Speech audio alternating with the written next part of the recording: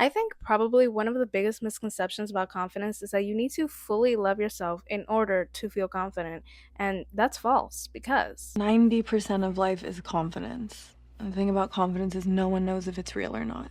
confidence is a mentality that we can tap into. Anybody can do it if they have enough audacity. And yes, I'm going to use the word audacity because we live in a world where being insecure and shrinking ourselves to be more digestible to other people is so normalized, only to still be hated in the end because now, instead of being arrogant and full of yourself, you're now seen as a burden, somebody who doesn't have a brain of their own, or somebody who relies on other people to make decisions for them that only they can make. I'm not going to sit here and give you unrealistic tips on how to be better than other people because one, that's not my brand. And two, that's unrealistic. Confidence is when you are so content within yourself and your life that outside opinions can't touch you enough to infect you because it was never about them. It was always about you. This first tip is something that I don't hear a lot of people mention, and that's the fact that confidence can mean a lot of different things to many different people. E.g., somebody who has been introverted their entire life, not because they genuinely enjoy their solitude, but because the idea of exiting their comfort zone petrifies them, they might deem confidence as somebody who is more extroverted and adventurous. Or maybe somebody who has an obsession with hopping on trends, not because they like it and they think it's fun, but because they rely too much on the idea of fitting in. They might deem confidence as somebody who wears whatever they want, whenever they want to, however they want to. For me, growing up, I've always seen confidence as a girl who was the social butterfly of her friend group, or she could hold a conversation with just about anybody because I grew up very shy and insecure. If I wanted to be confident, I knew I had to tap into that.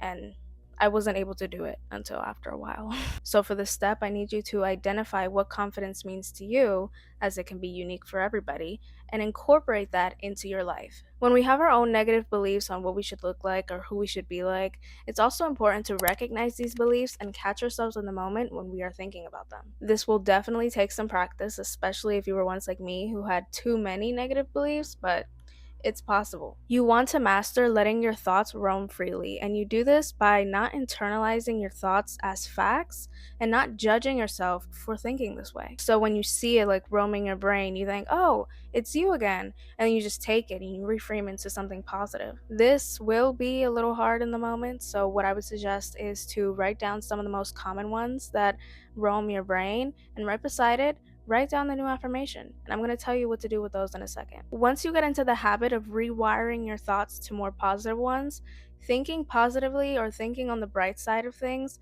will be a lot easier for you. Although, I wouldn't be 100% transparent with you if I didn't tell you that some thoughts are just going to roam around your brain regardless of how much healing we do. And the most self loving thing we can do then is choose to believe the better belief. Well, Aurora, I reframed all of my negative beliefs and now I just have this full list of affirmations in my journal. What the hell do I do with that? I'm going to tell you what you're going to do. Practicing affirmations is so important, but you know what's actually going to make them stick that nobody ever talks about? Adding an actionable tip to it. We hear so much people online talking about repeating things over and over again in a mirror and hearing 1,000 subliminals, but for me personally, that's never worked and it's actually quite boring. But you want to know what has worked? Doing the actions regardless if I believe the affirmation or not. Everybody only ever talks about the subconscious mind, but nobody talks about the fact that we need both the subconscious and the conscious for this whole thing to work out. Everybody has two beautiful things called the subconscious mind and the conscious mind. Our subconscious mind is in charge of our emotional processing, our beliefs, our perspectives, our memories. Stay with me, that word is going to be very important. As for our conscious mind is in charge of the action, the logic, the decision making. It is the immediate input. People online will tell you to rewire your subconscious mind by repeating 5,000 affirmations to yourself so that it magically pushes you to your goals. But the truth is, our subconscious mind does not care about what we tell it. Our subconscious mind only cares about the actions that we take to be who we want to be. That's why the two minds need to work together. So here's how. Going back to the idea that our subconscious mind is in charge of our memories, let's say, for instance, you don't feel confident or you feel like you aren't confident.